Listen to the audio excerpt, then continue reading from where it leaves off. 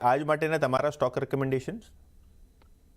સો મારું જે પહેલું રિકમેન્ડેશન છે એ લુપિન છે. લુપિનમાં આપણે જોયું છે કે વીકલી ચાર્ટ પર એક ફ્રેશ બ્રેકઆઉટ આવ્યું છે લાસ્ટ વીકમાં, અને એક બુલિશ કેન્ડલસ્ટિક પેટર્ન બી ફોર્મ થઈ છે. આજે થોડું ઉપરના લેવલથી પ્રોફિટ બુકિંગ આવ્યું છે, પણ મને લાગે છે રિસ્ક રિવોર્ડના હિસાબે આ સ્ટોક કરંટ ભાવે ઇટ્સ અ ગુડ બાય. તો કરંટ ભાવે કાં તો ડિપમાં ખરીદારી કરો. લુપિનમાં સ્ટોપ લોસ રાખવાનો હશે 1999નો. આનો પહેલો લક્ષ્ય રહેશે 2150નો અને બીજો લક્ષ્ય રહેશે 2225નો. બીજો જે સ્ટોક છે એમાં થોડું પોઝિશનલ વ્યૂ લેવું પડશે. ભેલ લિમિટેડ. ભેલ એક ક્લિયરલી એક આઉટ પરફોર્મર રહ્યો છે સ્ટોક. એક રાઇઝિંગ ચેનલમાં સ્ટોક ટ્રેડ કરી રહ્યો છે.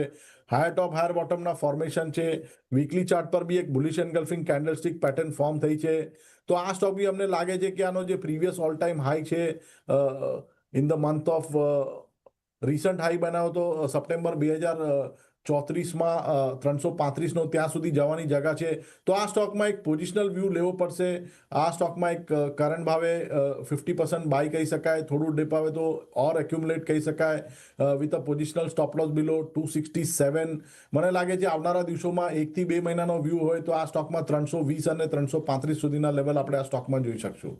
ઓકે, તો BHEL આ એક કાઉન્ટર ફોકસમાં, અને ઓબ્વિયસલી અત્યારે જે PM અને રશિયન પ્રેસિડેન્ટ પુતિનની મિટિંગ છે એમાં સિવિલ ન્યુક્લિયર ડીલ પર પણ ચર્ચા થશે.